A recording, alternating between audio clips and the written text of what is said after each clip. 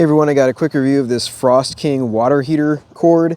This is a great option if you've got some exposed pipes and it's getting down below freezing and you haven't had a chance to drain them. So the cord over here is lighted. You can see that for the plug.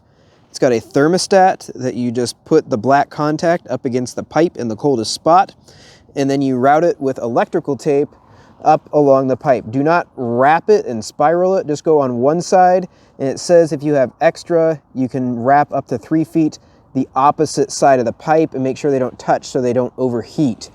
So I've got exactly just about 6 feet. I've got the 6-foot model and I've got 3 feet up and 3 feet back. I probably should have bought the 3-foot version, but I do have spots down here that I wanted to keep warm as well. So this one I think is working great. You can see from the thermal images, I've got plenty of heat in this pipe. There's no chance it's going to freeze. And then when I get the sprinkler company out here, finally, they're booked out 2 months in advance. When they get a chance to do it, I won't have a frozen pipe.